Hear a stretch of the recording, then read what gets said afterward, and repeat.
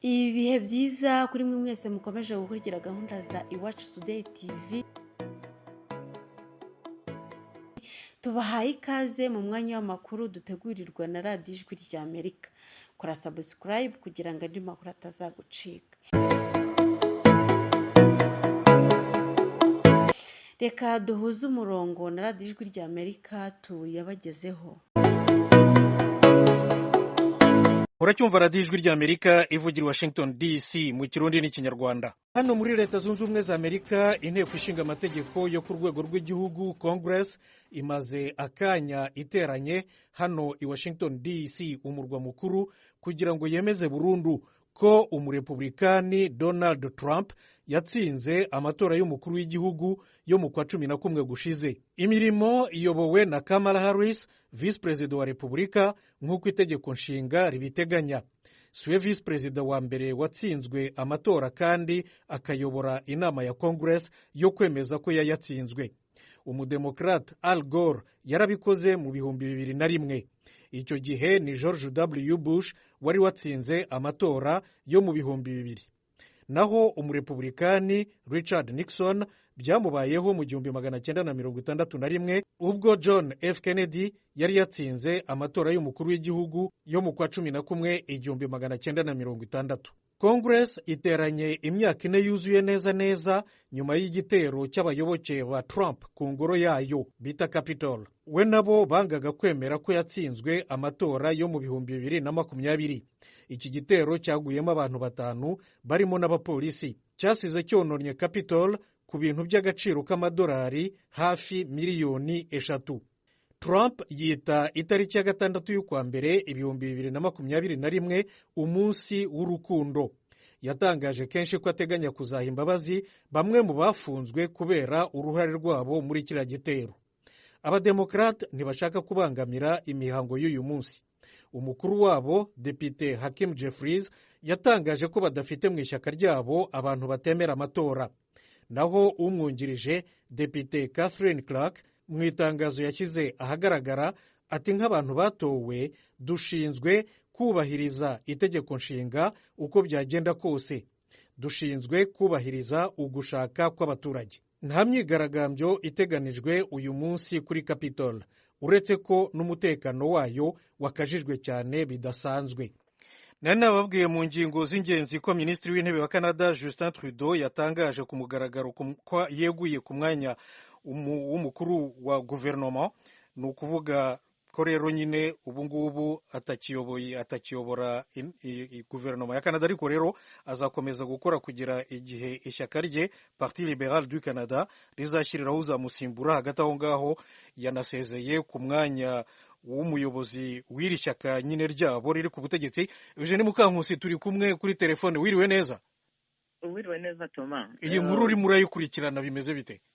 Nk'uko bivuze, Minisitiri w'Intebe wa Canada Justin Trudeau yasezeye ku mirimo, ariko avuga nyine ko azakomeza kuzageza habonetse umusimbura.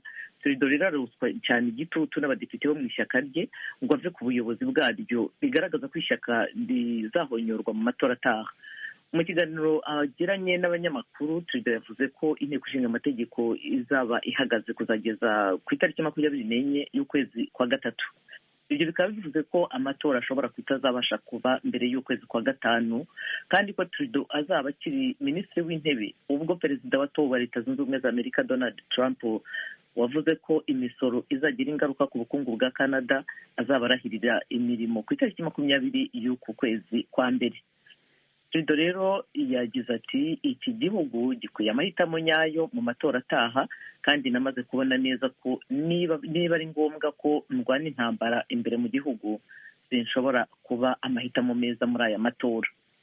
Trudeau w'imyaka 53 y'amavuko yatangiye imirimo mu kwezi kwa 12 mu mwaka wa 2015, yongeye gutorwa inshuro 2. Ibyo bikaba byaratumye abumwe mu baminisitiri b'intebe bamaze igihe kirekire ku buyobozi muri Canada. Ngibyo Thomas. Eugene, ndagushimiye kandi ukomeze nyine udukurikiranire inkurikizi z'iyi nkuru. Urakoze? urakoze nawe. hagati aho nibutse abatwumva ko Justin Trudeau ari n'umuhungu wa Elliot Trudeau nawe wigeze kuba minisitiri w'intebe igihe kirekire, minisitiri w'intebe wa Canada. Hanyuma rero kandi nibutse ko Canada ari kimwe mu bihugu bikize cyane ku isi, kiri muri rya tsinda ry'ibihugu bya mbere 7 bikize ku isi bita G7 mu gifaransa. Minisitiri w'ububanyi n'amahanga w'Ubushinwa Wang Yi ejo ku cyumweru yatangiye urugendo ngarukamwaka rw'icyumweru ku mugabane wa Afurika.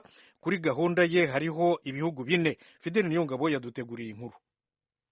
Wang Yi abandanyije umugenzo umaze imyaka 35 mu ntumbero yo gukomeza inguvu n'igihagararo vy'igihugu ciwe ku mugabane wa Afurika ufise amatungo kama akomeye cyane.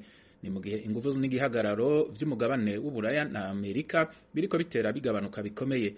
Bitegekanijwe ko Wang Yi agendera ibihugu vya Namibia, Congo Brazzaville, Chad na Nigeria.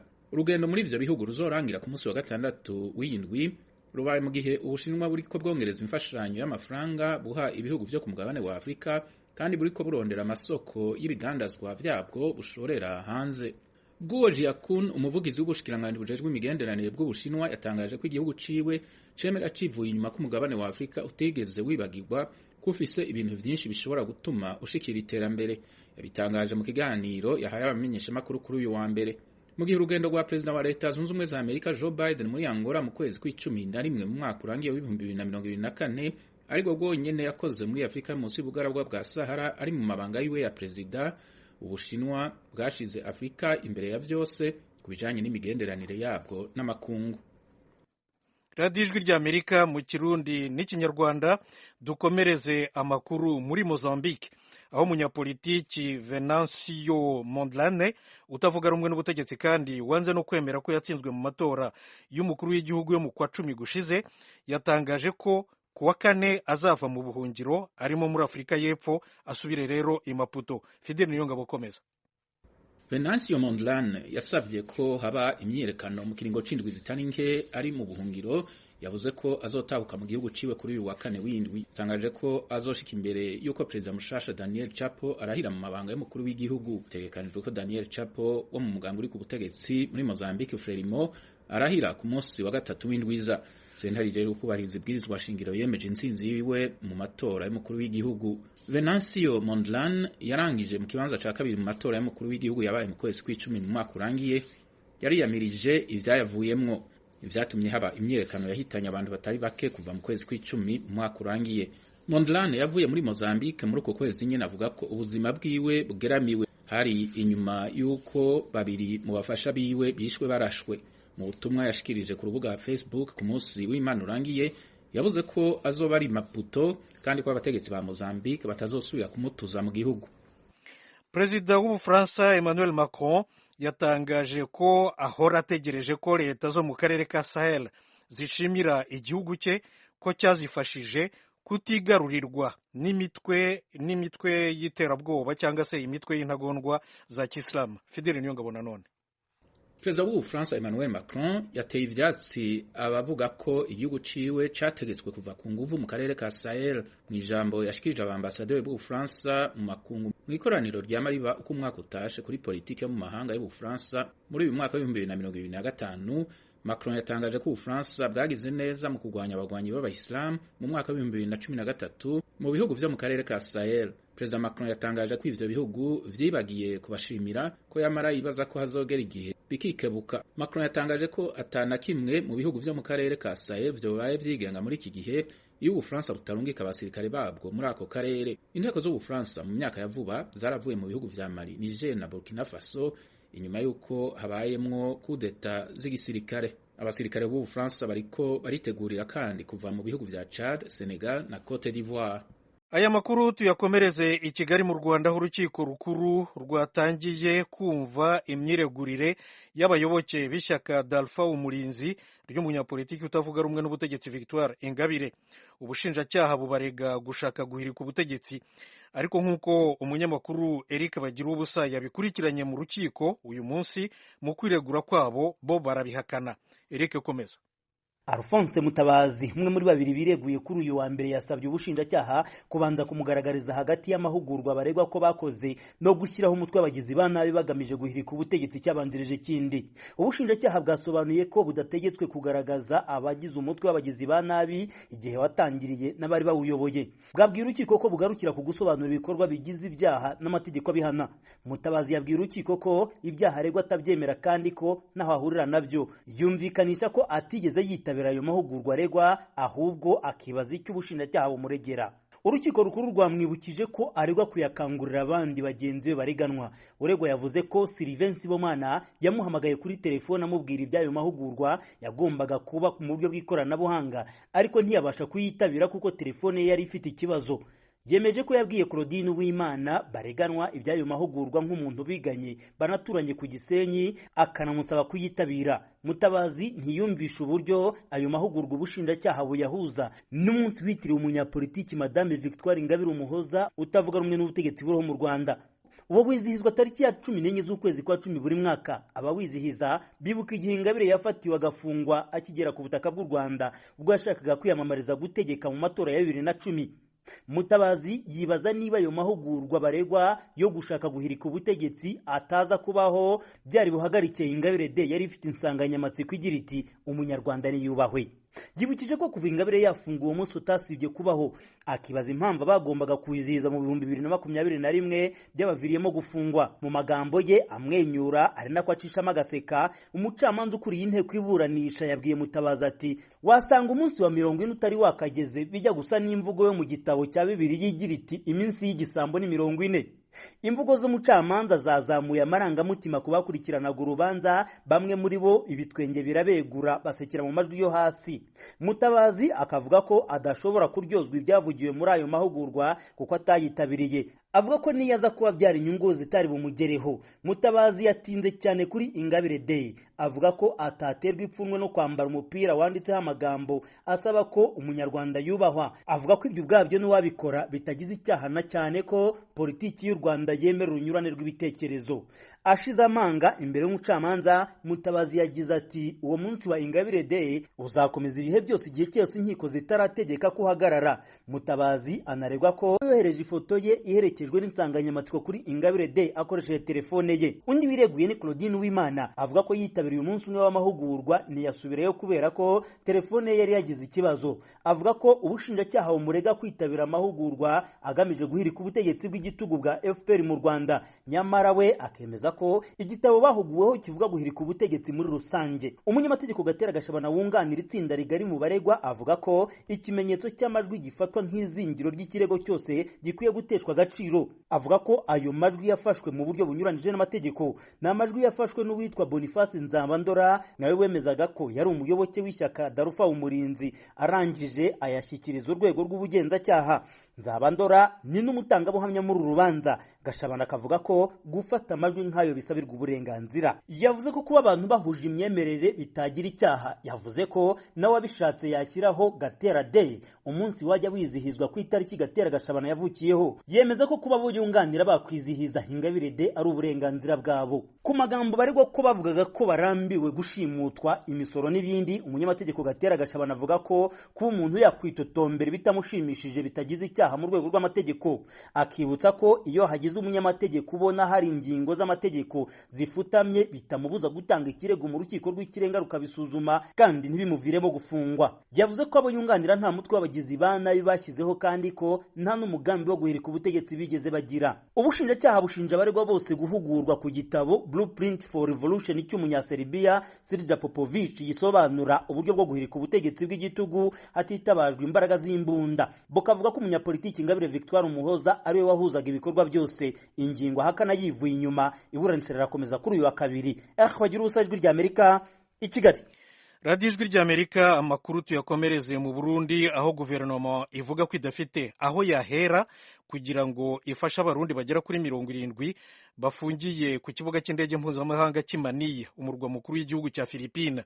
Mu kiganiro yagiranye na mugenzi wacu Diane Nininahazwe, Ines Sonia Niyubahwe, umuvugizi wa Minisiteri y'Ububanyi n'Amahanga y'u Burundi, asobanura ko leta itarabona aho ihera ibafasha. ku ruhande rw'ubushikiranganje bujejwe imigenderanire y'Uburundi makungu, iyo nkuru ntayo twari tuzi, uretse ko twayibonye iradiyo Ijwi rya Amerika ryayishize ahabona, ntayo twari tuzi kuko igihugu ca Philippines ndetse nabo bavuga ko ari abarundi bari mu gihugu ca Philippines bafise ibibazo ntibigeze bitura leta y'u Burundi kugira ngo bashobore kubatunganiriza.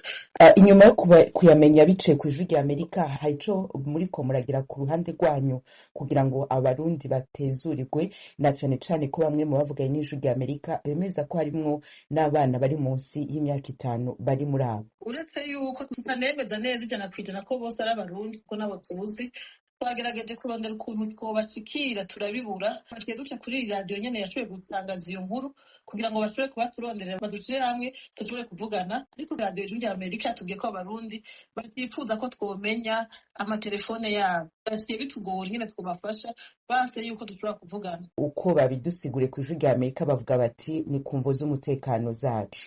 Hari intambwe muriko muragira kugira ngo muce muri iyo aeroport, muce ku bategetsi ba Philippines, ico kibazo kibe hagati y'ibihugu bibiri hako kiba hagati y'abo banyagihugu n'ubushikiranganje. Mu bisanzwe nimba ari abarundi koko bari mu butaka bw'igihugu ca Philippines, leta y'ico gihugu nayo nyene irafise bishobora kurondera leta y'igihugu c'u Burundi bakurikira nimba koko ari abarundi, hanyuma igaheza ikabwira leta y'u Burundi ikabimenyesha biciye mu nzira zisanzwe zemewe n'amategeko ya diplomasi. Ariko kuri ubu naho ntavugira leta y'igihugu ca Philippines, hari naho usanga bagitohoza kugira ngo bamenye koko abo bantu abaribo. Harya Uburundi na Philippines vyegeranye gute mu vy'imigenderanire? Hari ambasade Uburundi bufiseyo?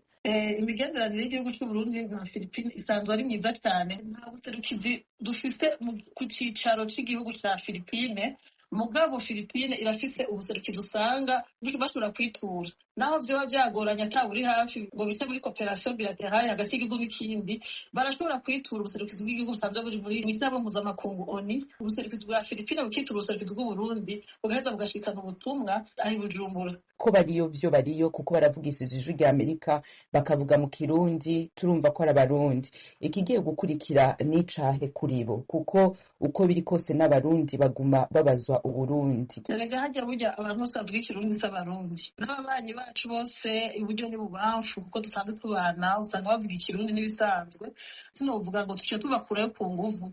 Kuva isi kibaho, kuva abantu bakibaho, ubwambukira bwamyeho hagati y'ibihugu. Ubu rero naco tugiye guhindura ku vyerekeye ubwambukira, gusa ico leta y'Uburundi igubandanya ikora ni ukuganira n'ibindi bihugu bigenze vyifuza ko abarundi boja gukorerayo kugira ngo dushobore gutera umukono ku masezerano atuma abarundi baja gukorera muri ivyo bihugu bakingiwe n'amategeko, agateka kabo kubahirijwe, atawushobora kubakomakoma n'ibindi. Ico nobabwira coco hariyo abagenda bagiye gusaba ubuhungiro ntawe ubimenya, nk'abo rero iyo nk'umurundi amaze kugenda hanze agiye gusaba ubuhungiro asigara ari mu minwe y'ishirahamwe mpuzamakungu ONU rijejwe impunzi HCR, ndetse asigara agengwa n'amategeko y'igihugu agiye gusaba ubuhungiro. Uruhande rw'ubushikiranganje bunyene vyotugora kuca tubarondera kandi bumva badashaka kutwumviriza, kuko twe twabarondeye ariko ntibarashobora kutwemera yuko twovugana n'ahari twebwe dusanzwe turi abarundi baba mu makungu. Ibishikiye aba barundi bari muri Philippines vyari bwashike, hari vyigeze gushikira abandi barundi bibagendekera gutyo muri kahise mwibuka ga Madame Sonia? Kahise ka hafi aho ntereza amaso ivyo bintu ntibyari bwashike navyo twibuka twebwe ku ruhande rwacu, mugabo igihe cyose twagiye tumenya umurundi agize ibibazo, ubushikiranganje bwaca butuma intumwa yihuta ivuye mu buserukizi kugira ngo bashobore kuja kuraba abo barundi abaribo n'ikibazo bafise. Mugabo ivyo bikaba iyo abarundi batabaje bitura leta ibagenga, hari ababa usanga banagiye badafise impapuro zibagenga z'inzira, badafise impusha zo kuba muri ico gihugu, badafise impusha zo gukorera mu gihugu bariko baratabarizamwo, nubwo baba bagiye barenganya ayo mategeko yose bishitse bakitura leta, kuko leta ari mvyeyi. Leta yacirungika umuserukizi kugira ngo aje kuraba ivyo arivyo, maze tugaza tukavugana n'igihugu barimwo tukabafasha, ari abo batahana bagataha, abakoze icaha tukavugana ingene bohanwa hama bakazorekurwa n'ibindi n'ibindi. Leta igihe cyose ibintu bibazo iraheza ikatera intambwe ikarondera umwana w'umurundi aha. Ku ruhande rumwe muti ntibashaka ko tubavugisha, ku rundi ruhande bati turatabaza. Akamo mubaha nakahe? Nibashimike bavuge nimba batabaza leta nibemere tubavugishe, hama leta irabe ingene yobafasha ibikishije mu bushikiranganje bujejwe imigenderanire y'Uburundi makungu. Nimba batabaza naho ishirahamwe mpuzamakungu riraba impunzi, urumva nkaho sino ndandivugire sindi umuvugizi waryo. radiyo ijwi ry'amerika mu kirundi n'ikinyarwanda yari Ines Sonia Niyubahwe umuvugizi wa minisiteri y'ububanyi n'amahanga y'u Burundi rero ku kibazo cy'abarundi barenga 70 cyangwa bagera kuri 70 bamaze igihe bafungiye ku kibuga cy'indege mpuzamahanga cy'Manille umurwa mukuru w'igihugu cya Philippines. Yaganiraga na mugenzi wacu Diane Nininazwe. Muri Repubulika ya Demokarasi ya Kongo abashinwa batatu batawe muri yombi muri teritwari ya Walungu intara ya Kivu y'Epfo. Inzego z'umutekano zabafatanye amabuye ya zahabu menshi n'amadolari 800,000 zivuga ko bari bayafite mu buryo butemewe n'amategeko. Ni inkuru ya Vedaste Ngabo uri Uvira.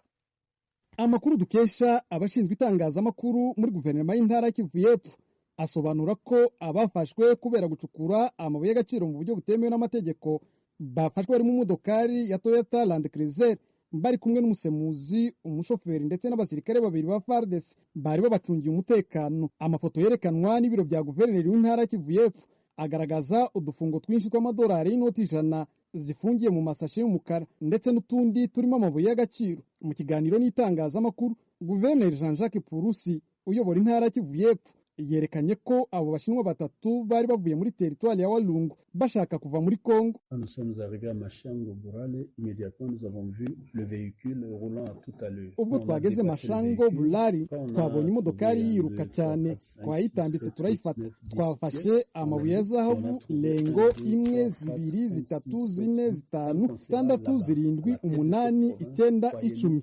Twafashe n'ibipfunyika by'amadolari 1, 2, 3, 4, 5, 6, 7, 8. Ubwo nzaba nkiri muri iyi ntara muzanyizere sinzemera ko ibintu nk'ibi bikorwa. Uyu ni umutungo w'intara Kivu y'Epfo. Izi ndege mubona zigenda zigaruka ziba ziri muri misiyo, kandi amabuye yacu arambuka za serivisi zibirebera kuko baziha ruswa. Amwe mu mashyirahamwe za societe civile asaba ko hagaragazwa ukuri ku buryo abashinwa bacukura amabuye y'agaciro mu buryo butemewe n'amategeko muri iyi ntara. Kasinga Jean Paul ni umuyobozi wa societe civile muri teritwari ya Walungu.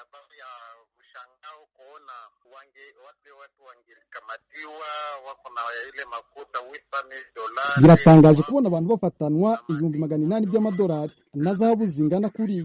Umuntu yakwibaza uburyo abantu bageze aho bacukura amabuye y'agaciro guverinoma itabizi. Ngira ngo kugira ngo umuturage ave mu Bushinwa agere muri Kongo akwiriye kuba afite impapuro zimwemerera gukora. Mu kwezi gushize kwa 12 abashinwa 13 bacukura amabuye mu buryo butemewe n'amategeko muri teritwari ya Walungu basubijwe mu gihugu cyabo n'urwego rushinzwe abinjira n'abasohoka mu ntara Kivu y'Epfo. Hagati aho umwaka ushize abaturage muri teritwari ya Mwenga bakoze imyigaragambyo yo gusaba ko abashinwa bahagarika gucukura amabuye iwabo kuko bananiwe kububakira imihanda. Umutware Etienne n'umwarimu muri kaminuza ya IEA iripanze mu mujyi wa Bukavu mu ishami ry'ubukungu avuga ko uku gucukura amabuye mu buryo butemewe n'amategeko ari igihombo ku gihugu. Buriya amabuye y'agaciro ntazaribwa si nk'ibiryo abantu bahinga ngo beze barye, ahubwo abasinya amakontra amapartenariya bayakoresha mu buryo bw'amaeshanje. Bavuga twe turabaha amabuye y'agaciro, ariko namwe ibyo tuzabakorera ni ibikorwa remezo, notama kubaka amashuri, kubaka imihanda, gusakaza amashanyarazi n'amazi, gufasha abanyeshuri. Urumva ibyo bikorwa byose ntibigenda bigerwaho kubera ko ni ibintu bikorwa nyine mu buryo bw'amagendo, kandi ni igihombo kinini kuko abaturage n'ibyo baba biteze yuko babona imirimo, ibikorwa remezo bibasha kuregera. Urumva ibyo ni igihombo kinini cyane, no seulement ku baturage ariko no ku gihugu no kuri province. Umushakashatsi ku bibazo bibera mu burasirazuba bwa Kongo Delphin Tanyom asanga bishoboka ko hari abantu bishe inyuma y'ibi bikorwa bifite inyungu iremereye. Nuko baba bafite abantu bavuganye nabo bakomeye bakababwira ngo turabafasirita kugenda mukagerayo mukanakora, uzonabarindira n'umutekano, gusa muzoduhe pare yacu ingana gutya. Noneho bikagenda byamara kugera ahantu akagira wenda ikintu gihinduka, ashobora kugira ikintu gihinduka kuri wa muntu wabaprotejaga, ashobora no gutinya influence n'igitsure cy'abanyagihugu kubera ko imaze kuba kinini. Amakuru yanyuze muri sources z'abantu benshi bakaza kurealiza ko abantu bemerewe kuza gukora bigiye kuja hanze, bagatangira kubafata. Ni nayo mpamvu ntekereza ko bariya bari bafashwe mbere, niyo mpamvu babalibera byoroshe. Umwaka ushize mu kwezi kwa 7 umuyobozi w'intara ya Kivu y'Epfo Jean-Jacques Purusi yari yahagaritse ubucukuzi bw'amabuye y'agaciro kugira ngo urwego rujye ku murongo. Kugeza ubu ariko nta cyatangajwe niba ingamba zari zafashwe icyo gihe zarageze ku musaruro wari uteganyijwe. Vedaste Ngabo, Ijwi ry'Amerika, Uvira. radiyo ijwi ry'amerika. noneho tujye muri uganda aho umugaba mukuru w'igisirikare general muhozi kainerugaba umuhungu wa perezida yoweri museveni yatangaje ku mbuga nkoranyambaga ko ashaka guca umutwe Bobi Wine, umunyapolitiki utavuga rumwe n'ubutegetsi bwa se. ibindi kuri iyi nkuru Diane Nininazwe. abicishije ku rubuga rwe rwa X, General Muhozi Kainerugaba yanditse ko se wiwe yise umutama yubashwe cyane ari we wenyine akingiye Bobi Wine kugira ngo ntamuce umutwe. Amajambo yanditse kwa Mungu w'indwi iheze akoresheje ururimi rw'icongereza, rimwe na rimwe akaza aracishamwe yandika no mu Kiganda, yise Bobi Wine Kabobi agira ati Kabobi arazi neza ko umuntu umwe rudende amukingiye ari papa wanje. Iyo bamuze atahari uno munsi nari kumuca umutwe. Robert Kyangulanyi azwi ku izina rya Bobi Wine akaba yaje ubwa kabiri inyuma ya Museveni mu matora yo mu 2021 yaciye yandika ko ubutumwa bwa Muhozi bw'iterabwoba atabufashe minenerwe. Majambo yiwe yo mu Congereza yagize ati ubutumwa bw'umuhungu wa Museveni atwara igisirikare ca Uganda bwo kunca umutwe subwo kwanjanjwa ko kuko hari benshi we na se wiwe bamaze kwica kandi na jewe akatari gake baramaze guhakwa kunyica. Ndateye ivyatsi iterabwoba ry'ubutegetsi burangwa n'ubuhemu. Amakungu arabona ibiriko biraba. Kainerugaba yaciye amwishura ati niko ndakuvanye mwitiro, imbere ko ndaguca umutwe banza utwishure amahera twaguhaye. Amafaranga General Kainerugaba avuga muri ubu butumwa yaciye asigura ko ari ay'ubutegetsi bwa Uganda bwa bwaramuhaye kugira ngo bukumire Kizza Besigye yise warakomeye mu batavuga rumwe n'ubutegetsi bwa se. Yanditse ati cari iciyumviro canje n'abandi ba General, twabwiye papa ko dushobora gukoresha Kabobi mu gutuma Besigye ariko kuba ukomeye mu batavuga rumwe na leta. Tumaze kumuha ibifaranga byinshi kandi ico twamusavye akagikora, yaciye atwihinduka atangura kutugirira nabi. Umuhungu wa Museveni Muhozi Kainerugaba yabandanije abwira amajambo menshi mabi Bobi Wine agwiriyemwo ayo kumutera ubwoba, aho yavuga ko akongera kuvuga izina ryiwe canke izina ry'umwe mu bari mu muryango wiwe aza kumubangamira akamuhongora amenyo atitaye kumukingiye. Imenyesha makuru bitandukanye vyanditse kuri no nkuru birimo radiyo ijwi ry'amerika mu kirundi n'ikinyarwanda. aha niho aya makuru tuyashoreje. muratubabarira ko iyo nkuru itarangiye neza ariko nakagaruka. maze rero mugire umugoroba mwiza, murakarama.